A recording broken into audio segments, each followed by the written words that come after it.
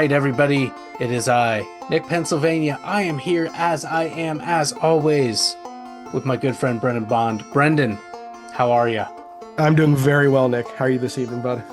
Doing okay. I have been swamped. I've been on the road quite a bit, all Mm-hmm. the way up to the New York line, all the way out almost to the very center of Pennsylvania. This is all work stuff and having the good fortune of being able to spend some time with friends while at destinations and en route to destinations, but very busy. And I've let you down because, I'm going to get into a minute. This is a very exciting day for you and but therefore for all the For world all in of us. particular. But I'll get to the reason why. Earlier this week, though, our daughter insisted we watch a movie, and we watched that Sinners movie. Have you Oh seen it? yeah. Have you Yes. seen it? Yep. So my personal opinion Mm-hmm. is there's a couple things. One, I think it could have benefited from an editor. I think there was just some parts that were just extraneous. Oh, okay. Well, okay. Yeah. No, editing has it's definitely I think edited. a good Yeah. 20 minutes could have been trimmed. Not because Okay. of the length of the movie, but just Mm-hmm. to keep the story on point and you know. Mm-hmm. Now there were some slower parts, but I think that that's a lot of that's due to the settings that they were in, you know, Well, and which that was the other yeah. thing that it reminded me so much. And Mm-hmm. I told my wife as we were walking around town this evening, because there's the food trucks out on Yeah. Friday, get some dessert, go to our friend who was doing a fundraiser thing. But I was telling her, boy, it had me, and it's very difficult to achieve this. Mm-hmm. Had me kind of thinking about Mississippi and missing Mississippi. Not to I bet. cite Jimmy Yeah. Rogers there, but Yeah. it's because, the movie doesn't paint necessarily Mississippi in a positive way, not really a negative way Well, either, but challenging way. Yeah. yeah, Yeah. pretty straightforward other than Yeah. the vampire aspect. But yeah, so I was like, okay, I spent time in Calhoun and Sunflower and Yazoo counties, and Mm-hmm. so I was definitely looking at some photos and looking at Google Yeah. Maps of those places. So it did that. And again, usually when I tell people, oh yeah, I lived in Mississippi, I also say I don't recommend it. Yeah. I don't really have a Yeah. problem with Mississippi, but everything is on kind of a smaller scale.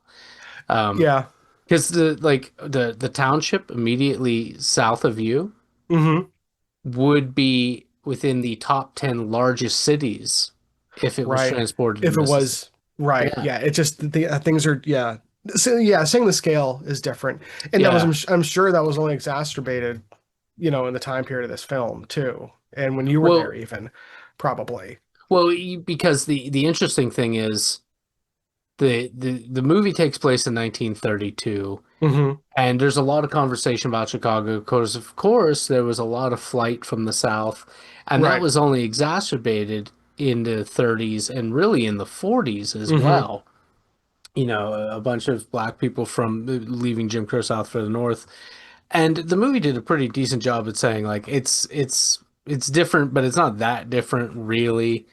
Hmm. But yeah, and then when I was there, of course, that was when the last of a lot of different industries were kind of giving out. Right. And so it's that was kind of maybe as far as population goes, and I'm not looking at any notes or anything, it's probably the height. Hmm. And it Yeah. probably just kept going down after that Down because ever then since. like Yeah. Erie. Hmm. Erie is bigger than Jackson. Yeah, which is crazy to think about. Hmm. Yeah. Especially, I mean, not that Erie's not an important place, but you think culturally how important Jackson was, Yeah, yeah. So It's, I it's, mean, state capital and yeah. everything. It is the major population center, but yeah, pretty. So anyway, was it my favorite movie? Nah, it was all right. It was all I, right. I A liked lot it. of people love it. Yeah, yeah. I don't, I wouldn't say that it's like, like a top 10, of that style of movie for me necessarily, but I really enjoyed watching it. And I think it's one of those films that the folks I know that really did like it really, really liked it. So if it is at all in your wheelhouse, it's worth watching, I Yeah. think. So, The As a music nerd, the things that annoyed me was one, to like, oh, that was our dad's guitar. Well, I know it the wasn't. Dobro brothers Cyclops guitar didn't come out until 1932. I knew some of that stuff you were gonna have. I'm like, And they're like, thanks well, for I questions. appreciate it. We're Yeah. like, oh, no, he was lying. That wasn't Charlie Patton's guitar. I'm like, oh, thank goodness. Like, No, finally some thank goodness you continuity. didn't try to Yeah. keep that up. I knew that wasn't Charlie Patton's guitar. Charlie Patton never recorded with resonator. I'm like, but that was a brand new guitar. Like, again, the Yeah. Dupre brothers, I mean, John Dupre, I don't think broke off from the National Company until 1930 or 31. I could be wrong on that, but, you know, Yeah. still, that guitar did exist then, but it would have been hard to get. Anyway, that's neither here Wouldn't nor have been there. floating around It necessarily. is a very Yeah. exciting day. We've been waiting and leading up to this moment really our entire lives because Right. this Yeah. Yeah. I don't want to give it all away because you got some explanation for us. You got some stories for us tonight. But this Hmm. is. Can we get like a lion roar when you edit Yes. and you go, Yeah. "Rawr." Yeah. It's Brendan Bond's Big Cat Bonanza. Yes. That is. We've finally done it. Here we are. We The made it. Big Cat Big Bonanza. Cat That's right. Bonanza. Round up, Yeah. people. This is an episode that I like you mentioned, Nick, I've been working on for a while because whenever we first started looking at this, probably actually all started with the Devil's Footprints episode. Yes. Um where as I was looking stuff up for like especially Southwest England, just kept finding all these different big cat stories. And it reminded me of I should have looked it up, but I believe again it's a Monster Quest. Monster Quest. I believe there was a Monster Quest episode on the Beast of Bodmin. And at the time, I thought that was just a really cool name because Beast of Bodmin sounded like a great metal band. And I think that reminded me of Children of Bodom. I'm like, oh, this is like super sweet metal cat, in England. And then I remember watching the episode just being like, oh, this is like there's a big cat running around there. Like I remember being like pretty convinced by it at the time at least. And so whenever the Devil's Footprints kind of reminded me of that story, I was like, you know what? Let's look at some big cat stories because you just kind of hear that they're around. So as I started looking into it, I realized pretty quickly, I'm like, well, there are definitely big cats in England. Um, Okay. so I was like, okay, well, these can't all be legit because there's just like too many of them. And there's a few like famous stories that we're going to kind of talk about, or famous beasts, or animals, or I want to call them cryptids in some senses. It's like if you're going to believe in one cryptid, like as far as like how it's written, letter of the law, Big the cats. yeah, big cats in England, like you can put money on it, I think, in my opinion.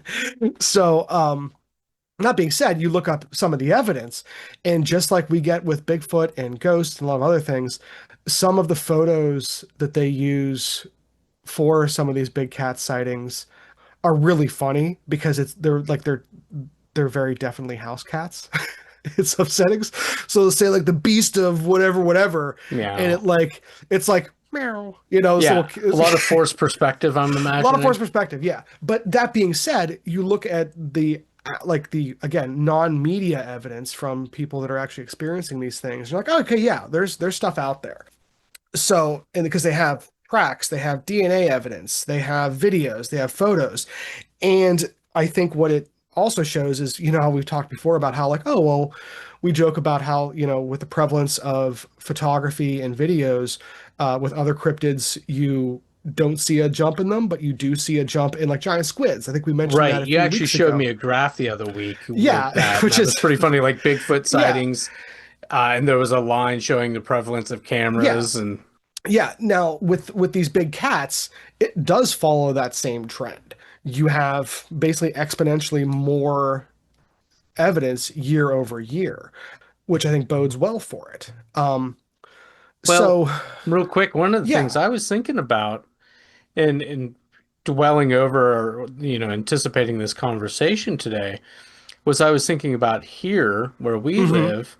There's a series of wildcats that have been reintroduced to their Mm-hmm. natural habitat, the woods of Pennsylvania. Mm-hmm. But our game commission was very slow in confirming that they had Mm-hmm. populations because they didn't want people going after them or anything. Right.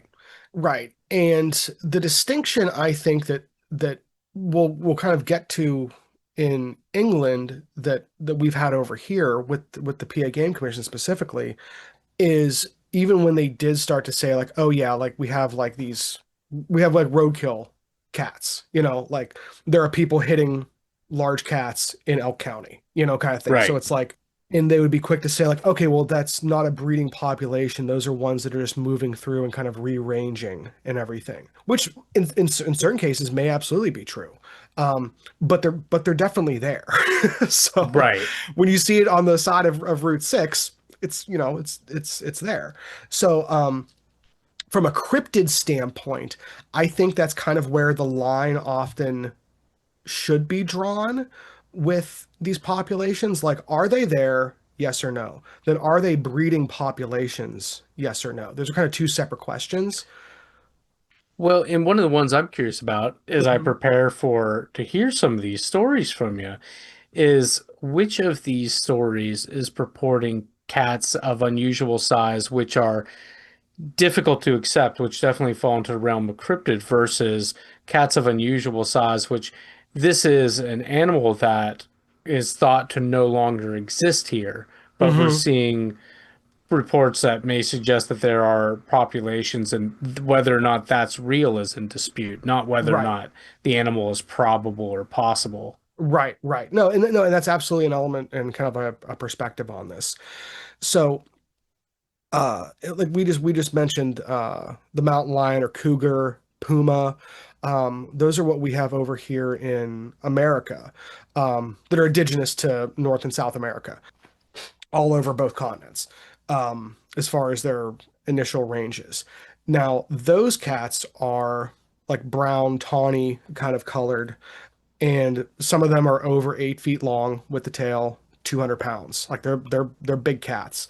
And they will mess you up. Oh, they'll mess you up. Yeah, you can watch, especially like out west and everything. You see, have you ever seen that video of the guy walking like a mile and a half backwards with I the cat? believe I have. Oh, it's scary. It's bad. Yeah, so like This is like out in California, and he's yeah, or on the like hill. I have yeah, seen this, yeah, that's yes. it's scary because the dude's just like at any time.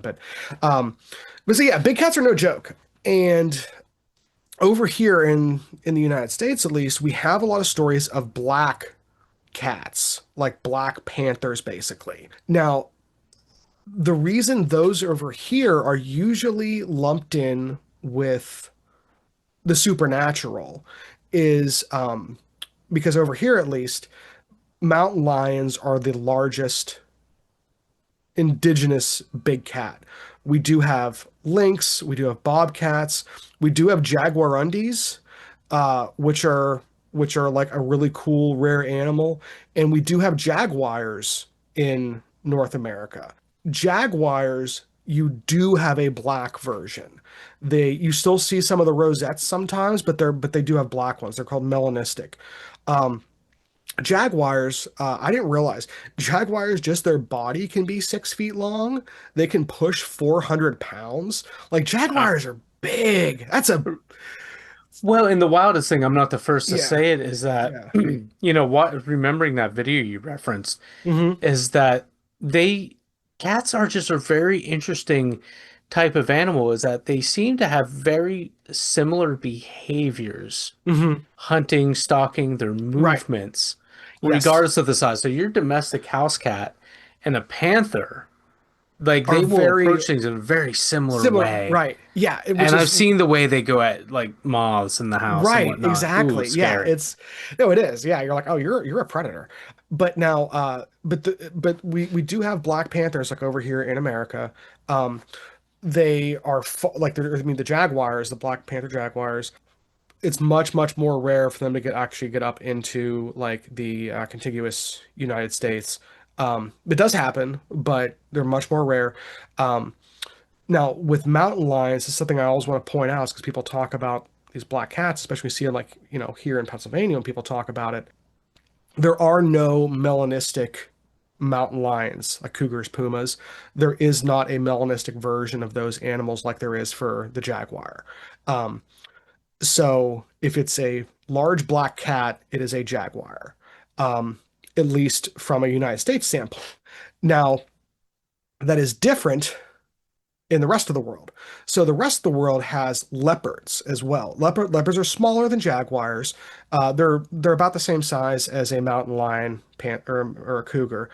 There are black versions of leopards, um, and it seems like over in England, if you look at like the sizes they're talking about and the coloring, in a lot of cases, that kind of seems to be what they're talking about. Interesting. Now, yeah, so a lot of the breakdown for the sightings people talk about, a few different places have different numbers, but the averages I've kind of found was 80% seem to be of these sightings seem to be black leopards as far as the size, shape, how they're moving, and everything in the coloration.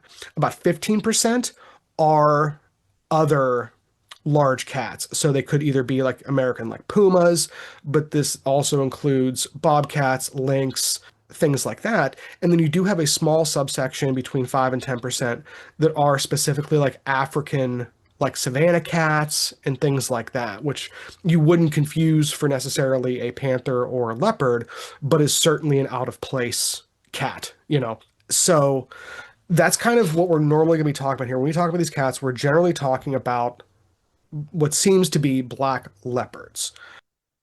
A lot of the reports that go back, you kind of have this surge of sightings after the 40s, across the country.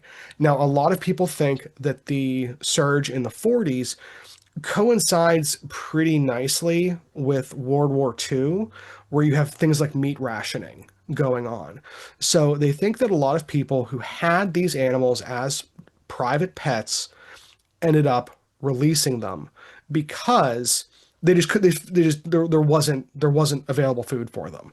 Yeah, and Um, of course, England, Britain famously was on a rationing system well into the right. 1960s. hmm So yeah, it would have been extremely expensive and in some cases, well, for many reasons, unethical to keep these cats. So now the other thing with again these kind of natural animals existing once they were released in the 40s, and I think in a lot of cases, is especially leopards because of what they're used to in their home ranges all across the world. Because really, leopards are in Africa, South Asia, all the way over to like Java and stuff like that. Leopards are really all over the place. And therefore really adaptable They're to a very, yeah, they're range very, of yes. places. So, in temperatures and things like that. So, like when people think like, oh, a leopard couldn't survive in these in England, um, it's kind of like it's kind of like how over here in America we cut up the countryside and create a perfect deer habitat. That's basically what England is because they prefer edge habitat specifically on the savannas and things like that in Africa and riversides over in like South Asia. So when you think of like rural England on the moors, it's basically flocks of sheep next to edge habitat. So it's actually really perfect hunting grounds for these animals. So I went in with kind of a preconceived notion thinking like, oh, well, leopards wouldn't be surviving, let alone thriving over there. And according to biologists, like they are A, super adaptable, and B, this is actually great habitat for them. See, I Um, wasn't aware that this was a great habitat for them, that's, but I could yeah, imagine it wouldn't be difficult for them to acclimate because the weather is pretty temperate all year right, round. So it's not like going to extremes, but large right. cats are found on every continent Yeah, except Antarctica, like we always have to say. right. So it's not particularly surprising to me, but yeah, I didn't know that they would be classified as like perfect. Yeah, no, it's apparently great habitat for them. So one of the things is they have an abundance of food. I didn't like obviously there's like domestic animals like sheep and goats and cows and everything else they can go after, and we'll talk about some of those things. But I didn't realize how many larger mammals were in England. Um, Yeah, we were chatting about this a little mhm, bit, and I think part of it, our surprise, is because when we think of mhm, England, we think of the deforestation, we don't right, think of vast wildernesses. right, But you were just going through, and some of the larger ones, like badgers and everything. It's like, oh yeah, I right. knew they had that. It's like essentially the cast of a Brian Checquois book, Oh, but absolutely. Yeah, it really is. Yeah, like little badgers in like vests. I feel like badgers prefer vests. Battle Hedge, Vest. but yeah, I mean hedgehogs, really cute animals. But there's Sitka deer. There's Chinese water deer. You have different types of otters. You have lots of like weasels and other types of marmots and everything. You have polecats. You have roe deer. You have Let's not muntjac forget deer. Red stoats. stoats. Yeah. Then they have beavers. I didn't realize they had beavers in England. According to Gloucestershire, they have beavers. So there's tons of like non-domestic animals for them to prey on. So it's kind of not the, again, like you said, kind of deforested wasteland that we often think of. So a lot of these stories that we're going to be talking about come from like Southwest England, but you do have sightings all over the place.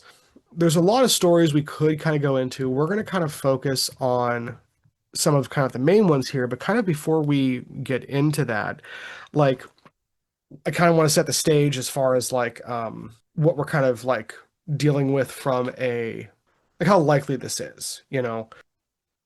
So we do have, like I said earlier, we do have examples of like DNA evidence of large cats, like specifically leopards, being like they're pulling DNA from carcasses and dead animals and stuff like that.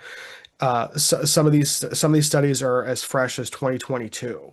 There was some in 2023 from hair samples where they were able to pull DNA from like actually from the hair. So for some people, this question has gone beyond like, are there large cats? Like the answer is like yes, like there are large cats. Are they breeding? Is kind of like that secondary question. And when you look at the longevity of some of these sightings going the whole way from the 40s, some of these cats can live, 10, 15 years in the wild. Um, so unless they're consistently being re-released, then it does seem like there might in fact be a breeding population. So want to kind of talk about some like the bigger stories here. The first one I want to talk about is this Beast of Bodmin Moor, which again I just thought was Your initiation, yeah, this is really. mine. This is the one where I was like, I want to look up the Beast of Bodmin. So, so this is one of those ones that as I kind of dug into it, I'm like, man, there's just a lot going on here, and a lot of these stories have a few different kind of elements to it. Where kind of like, there is definitely the sensationalized side of things, and there are people who think that these stories are just kind of like funny. Like I said, with some of the photos you see of like definitely a house cat, but then other videos and photos you see, you're like, yep, that's a large cat running across that field. Um, it passes the eye test. So specifically with the Beast of Bodmin, um, so this is in an area, Bodmin Moor. Again, not too far from some of the other places we've talked about. One of the first big famous kind of stories. So throughout the 80s and 90s specifically, there's some people say there's many as 60 confirmed sightings in this area of this large cat. There are farmers in the area, some that had specifically stopped farming because they were just losing so many animals on such a regular basis. There was one gentleman who had 10 deaths back to back in like a few months in 1983, and the dude just gave up farming because he was like, well, like you can't keep sheep here. Specifically with that gentleman, who we're going to talk about later, his name is John Goodenough, which is a cool last name. Yeah, that's, don't get too ahead of yourself. Don't get Yeah, too big, John Good John enough. Goodenough. It's really wild because like you watch some of the videos, and again, early 80s British television, like I've been on a kick where I've been watching the BBC archive stuff on YouTube, which is just like fun, but like the kind of stuff they would show on those episodes from like the early 80s is pretty brutal. Like when they show these animal deaths and everything, like there's like if you're squeamish about that kind of stuff, be very careful looking this stuff up because you'll find, especially even older articles, that have some really, really graphic death scenes from these animals, and it's really kind of sad. But you have this cat apparently being seen all over the place in Bodmin Moor, and everyone seems to say it's about the size of a black leopard. It has these striking yellow eyes. People keep talking about the eyes. And when they say the size that they always say is a little bigger than a Labrador, is the size that they always say. So they're not, when this is being reported, they're not saying it is a 10-foot long, 500-pound black cat. They're saying it's the size about of a Labrador, which to me is again like that's close to jaguar size, or not jaguar, or leopard size. That's at least like reasonable. It doesn't seem like folks are adding extraneous details or embellishing, at least in that sense. Well, it sounds good enough. Yeah. But um, no, honestly though, yeah, I yeah, do appreciate that. I do like that. Again, we're not talking about a multi-dimensional aquatic cat right, getting out on the moors and whatnot and the right, heath. yeah, And but also that explains too kind of one of the questions I had, which you've been alluding to. Some of what hmm you've seen is like that's just a big house cat. I've got a couple 16, 17 pounders here, as you're right, well yeah. aware. Which is And a healthy cat. Yeah, it's a I health. mean, maybe, Yeah, maybe, yeah. maybe it's an obese cat, but I mean, the bottom line is we are not venturing outside the realm of known possible things. Right. Yeah, And absolutely. even though we've gone through the menagerie of mammal life hmm in on the British Isles, what else could be taking sheep out? Right. So that does come up in here. And one of the things they talk about is some people say like, oh, these are all just wild dogs, which yeah, wild dogs can absolutely take out sheep and everything, and wild dogs definitely do exist. Right. Um, What is the wild dog population of England like?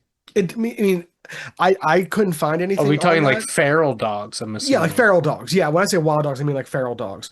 But in a lot of these cases, they actually look at the bite patterns on some of these. There's a specific sheep's jaw they look at where they send these things to universities and they compare it to like known leopard skulls. Like, no, this is a leopard skull. And in a lot of these cases too, you have the similar kind of like styles where it is something that kills by biting the back of the head or the jugular and dragging it up into trees.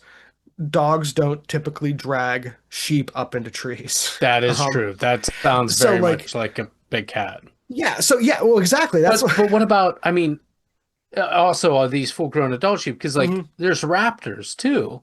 And I can imagine Absolutely. a raptor taking Oh, like a small sheep and oh, having it up in totally. a bird or having it up in That's the tree, or even a yeah. scavenging hmm vulture, then Right. carrying, I don't know.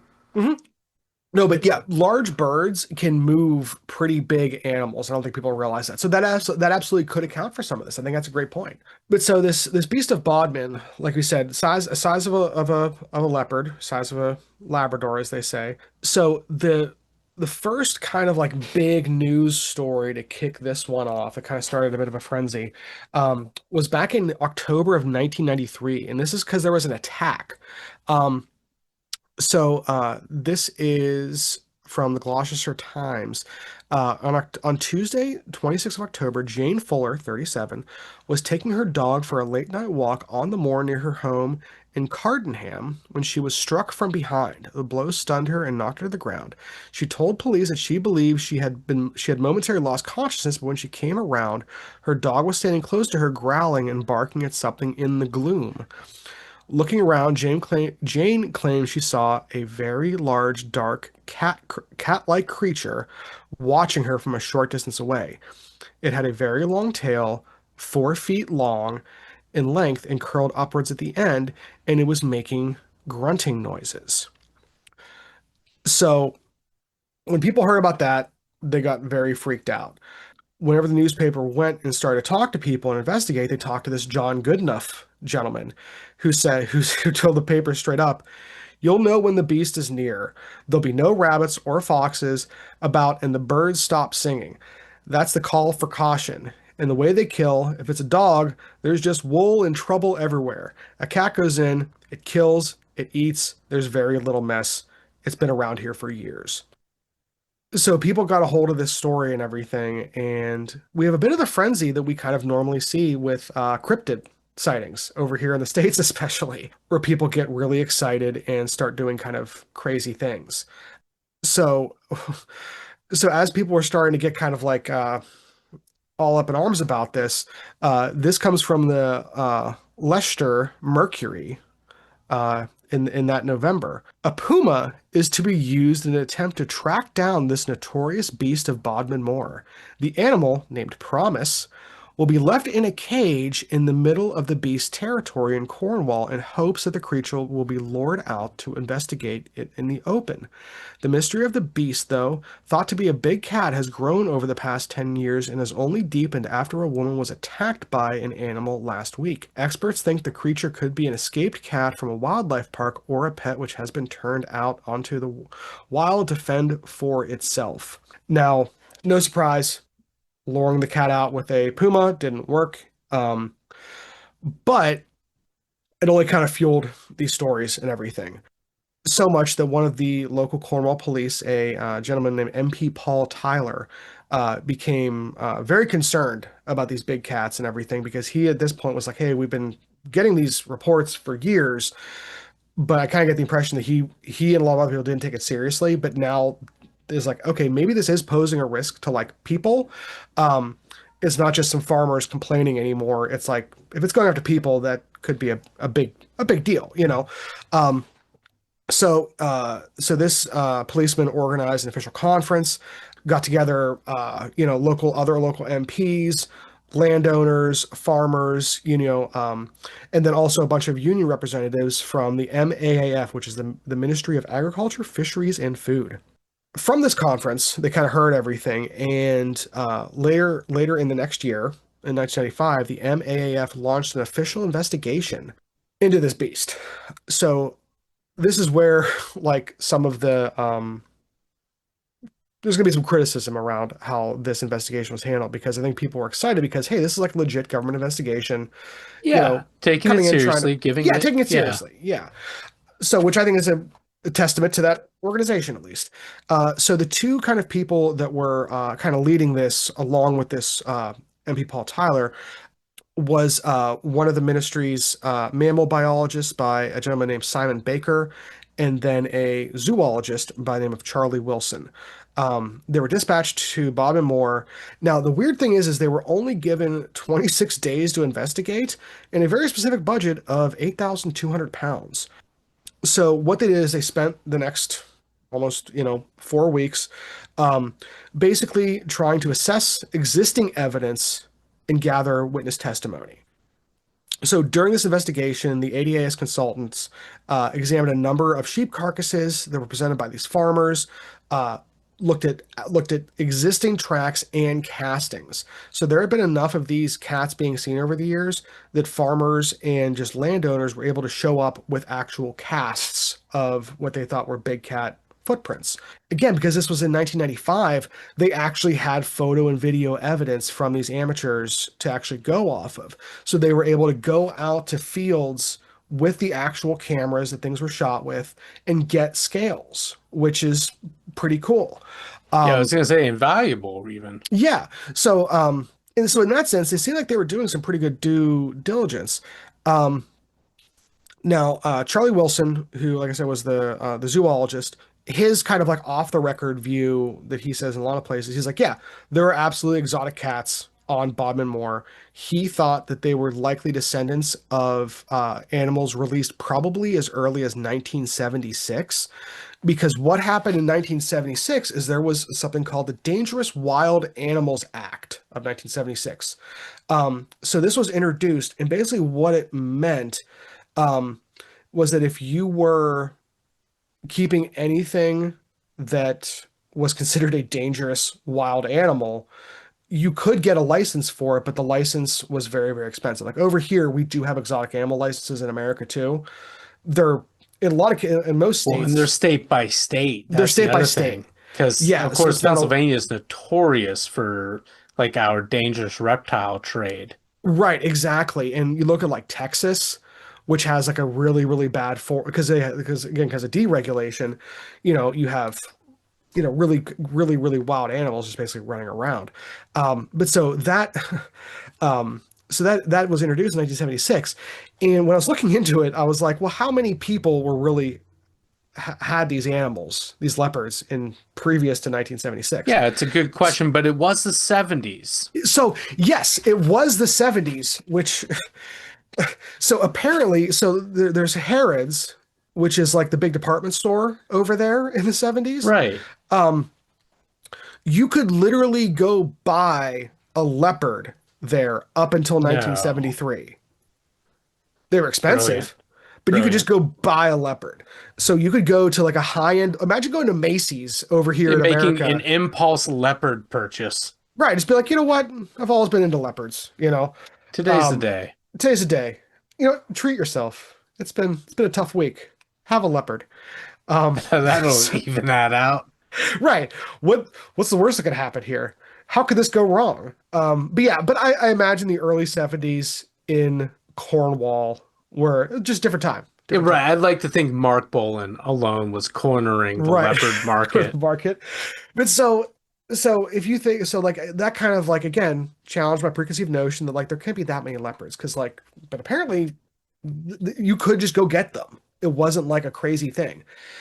There were so that's the thing is they weren't being got illicitly. I think that's kind of the different thing. Is like a regular law-abiding person could go get a leopard. After this act, though, you need to have the special certifications and everything. And so this biologist, I mean zoologist, said he thinks that's where a lot of these probably came from because he said again, if you have even a small breeding population, they can still be populating the countryside and everything from like, especially if a whole bunch were released at once kind of thing in a relatively short period of time. So that's kind of his like off the record um, response. So now the record response was so 6 months after this happened, junior minister Mrs. Angela Browning presented the results of the investigation to a large press conference, like I said, in July '95. So basically 6 months later. And the report was also published. So the report is the presence of big exotic cats in the Bodmin area and their possible impact on livestock. MAFF 1995. So she said, based on the evidence that they had examined by the consultants, there is no verifiable evidence for the presence of a big cat being found. There is no significant threat to livestock from a big cat in Bodmin Moor. The conclusion was and a lot of people think that this conclusion is going to be disappointing, but it is what the evidence says. And she specifically said that on the record that the MAFF does not investigate fairies. Do you think she's just covering up for Big Cat? So you say that facetiously, but she showed up to this press conference with a black cat brooch on. I was waiting for you to say like a fake leopard Effectively, skin, yeah. yeah, So a jacket. lot of people saw this as the government being like, "Hey, we're washing our hands of this and we're not putting any more money into it. So here's our response." Because a lot of people are like, "Look at these dead animals. Look at the evidence. Like there has to be something." So the footprints were dismissed as evidence, saying they belong to regular kind of cats and dogs. The livestock deaths at the time, they said, gave no hint of a big cat involvement, but also didn't offer like explanations. They didn't say like, "Oh, these are dogs." They're saying like, "Nope, no evidence of big cats." So a lot of people were concerned about this, and one of the things that was brought up and initially, and I think is a great point, which is something that like probably happens anytime you have like government involvement in like these kind of like doing a study off something that is like this. So if you remember how I explained what they didn't go gather new evidence. They didn't send biologists out there to try and find a big cat. What they did is they examined existing evidence gathered by amateurs, which I think is a big, which I think is a really important distinction.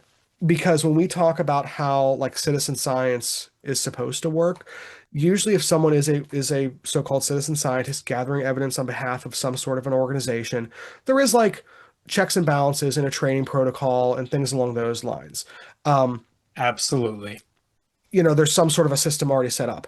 That's not what they had here. This was just farmers taking photos and taking casts and everything. So it has the guise of being a scientific investigation, but from a science standpoint, it's not really good science. So a lot of people are like, okay, you guys could have done a whole lot more, but didn't. People were obviously frustrated.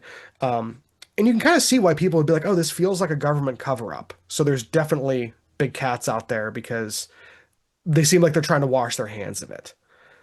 But what's the motivation for?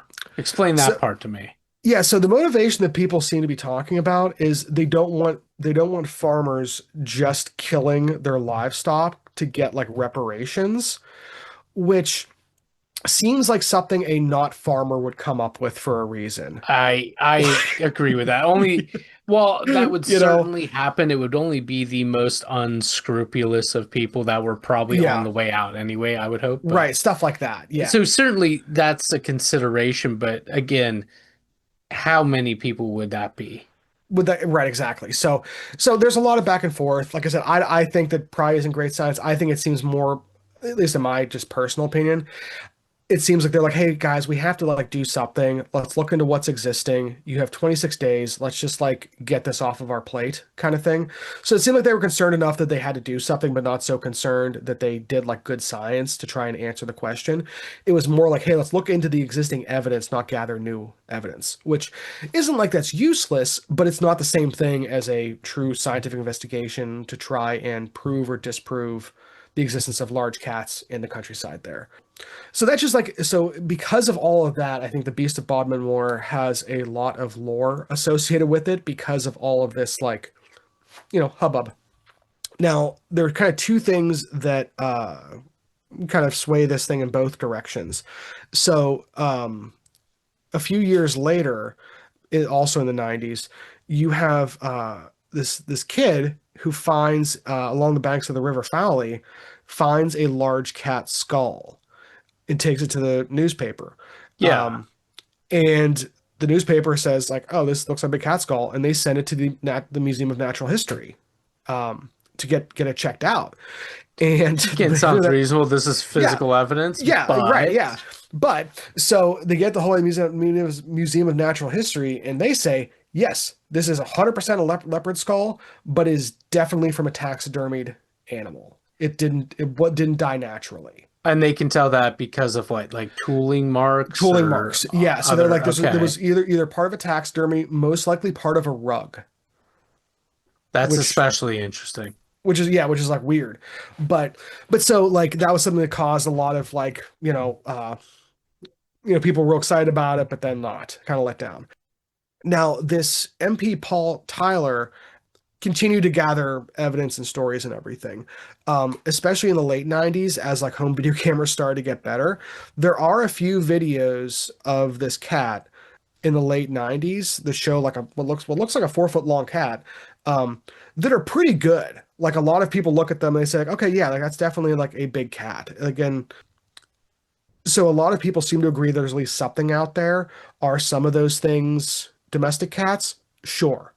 Are some of just the bad photos that people post hoaxes? Absolutely. But it seems like the evidence that people are getting from like the boots on the ground, either investigators or from the people who are living there, it doesn't seem like those people are necessarily like hoaxing things. Because again, you do look at some of these videos and everything, and you're like, yeah, that's a big cat walking through a field. That's that's definitely what it looks like. Some of them you're like, that's maybe a domestic cat, but some of them you're like, no, it looks big. So I encourage everyone out there to kind of like do their own research on these because there is a ton of evidence. Um, if we had this many Bigfoot videos, we'd be it would be Oh, a surf at a Bigfoot video. right. So It would be yeah. a spoil of riches. It would be a cornucopia of of Feet. videos. Yeah. But now some of the photos you look at, you're like, oh yeah, that's 100% photoshopped. You're like, Right. but then you see other ones and you're like, that looks like a leopard in a tree. What the hell is that if that's not what it is? Really interesting evidence. And again, some of these even in the same area, they're still kind of labeled as the Beast of Bodmin Moor, but some of them are what look like just pumas, like we said, like the kind of tawny brown ones that are probably also have been released or descendants of stuff that's been released. So this is one of those things where I look at it and I go, yeah, there's big cats out there. You look at some of the kills and everything, and it's like, yeah, I'm not a biologist. I can't tell you that that's not from like dogs or like you said, Nick, in some cases from like raptors. Um, but like with some of like the bigger sheep or some of the goats or things like that, looks like a cat did it, and it's some of them are really really violent. So um, and some of them are also really clean too. It's just it's kind of some of them are tough to look at. So like again, if you're researching this stuff, just be be ready for that. Um, again, but also some of these photos are real bad. Yeah, I'm eager to look at some of these. Yeah, some of them are real bad. But I will never be surprised by how people will look into patterns in the tree lines and whatnot. I will right, never, after having watched that one Bigfoot documentary that was more sad than anything oh, else. yeah, a lot of I them are. remember, Yeah, yeah. but uh, but so the Beast of Bob and Moore is kind of like the one that like really kind of started it for me. Yeah, it does seem like there is something very legitimate about it. It's not anybody claiming some mythical thing. Right. There's not And as much paranormal stuff here as what I anticipated, which is yes. kind of a good thing. So yeah, I mean, it's pretty nuts because there is a lot of physical evidence for these things. It really is very different from like some of the phase stuff that folks talk about in association with this. Now there definitely are like Hounds of Baskerville-esque stories. Like those things do exist. But when you look at like big cat sightings in the United Kingdom, a lot of them just seem like they're panthers, or leopards, excuse me. Now, one of the other big ones that I think is cool is the Beast of Dartmoor or the Demon of Dartmoor. This is one that became kind of famous again because of like some photos and everything, and also because of, like I said, its proximity to the Sir Arthur Conan Doyle, Sherlock Holmes mystery Hounds of Baskerville. Well, Takes place and in like the same again, area. no, we love alliteration. It's a great Oh, we name. do. Oh, Like, it's a and I'm great not name. joking about that. Oh, Like the Demon of demon. Dartmoor. Yeah. Hmm. hmm So there was a photo that circulated around whenever this kind of came out and everything that was deemed like legitimate as far as like it wasn't like tampered with or anything. And if you look it up, if you look up Demon of Dartmoor, you'll see the photo I'm talking about. You'll see what looks like children standing near some large rock structures, and in the foreground you see this what looks like a big cat. So this Beast of Dartmoor is the same kind of thing where it's been seen there for years and everything. The gentleman who took this photo is a falconer, which I think is cool.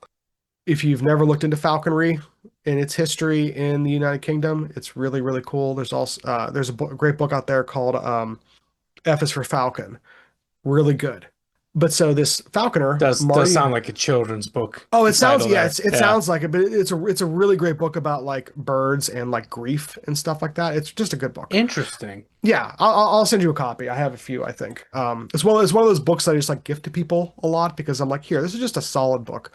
But anyway, so this falconer, Marty Whitley, is when he took this photo. And he said this thing was walking along a path about 200 yards away from me, so pretty far in the distance. He said it was black and a little bit gray and comparable to the size of a miniature pony. It had very thick shoulders, a long, thick tail with a blunt end and small, round ears. Its movements appear to be feline, but then almost bear-like when it is how it sprang to his mind, he said. So I guess like stockier than what he would have anticipated with most felines. He said there was a party of school children climbing on the top opposite, making a racket, but it seemed to ignore them completely.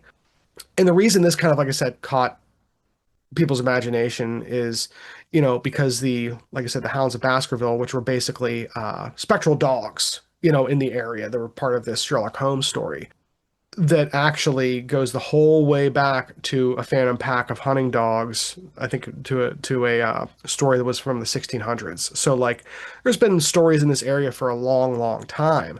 Um, so I think sometimes this is one of those cases where when you have existing lore and then something comes along that kind of like fits into that mold, people gravitate towards it and they, see evidence. Look at that.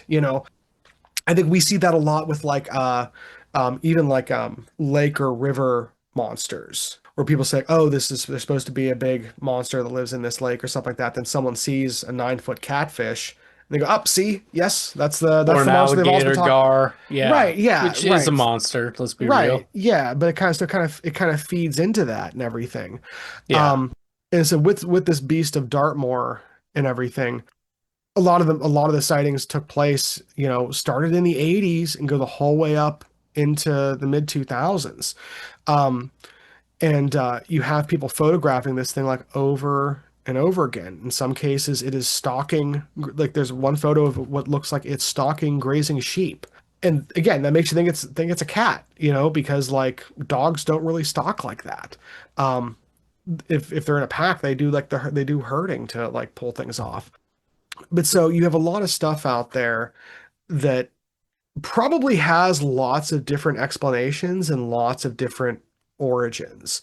But again, all kind of feeds into this idea that like, yeah, there are things out there in the moors that are probably legitimate animals, but that people are not expecting to be seeing and wouldn't anticipate being there.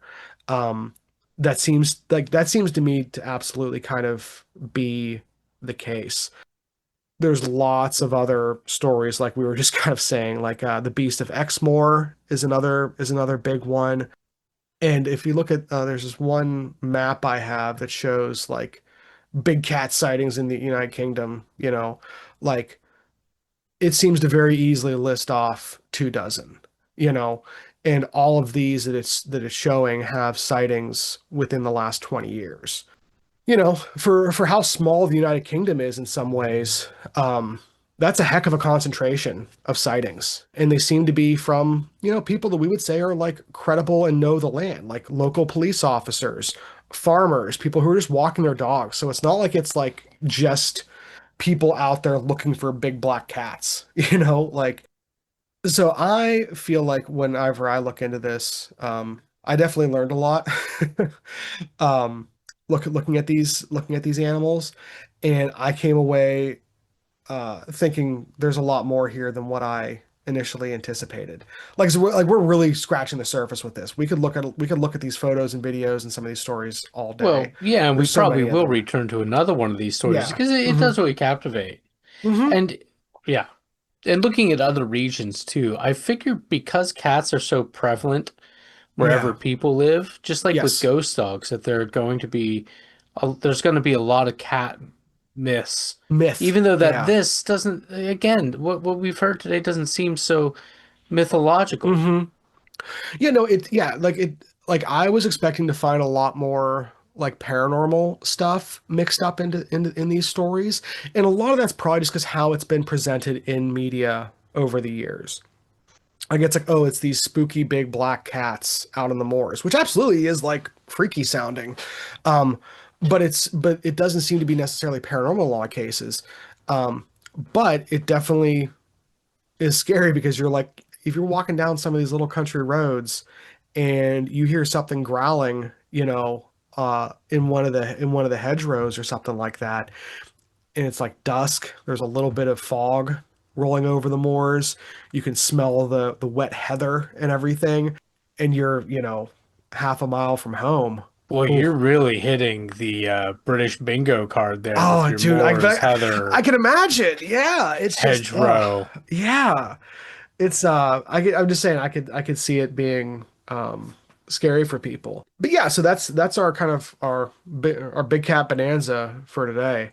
That's something I said I've been wanting to talk about for quite some time. And again, we've been selective Like I said, there's so much out there. If you start looking into these cat sightings, there's so many of them. And I encourage you to do so because one, it's just fun because at the very least, you're just looking at pictures of big cats all day. Like it's pretty not a bad way to spend the day. Right, not a bad way to spend an evening.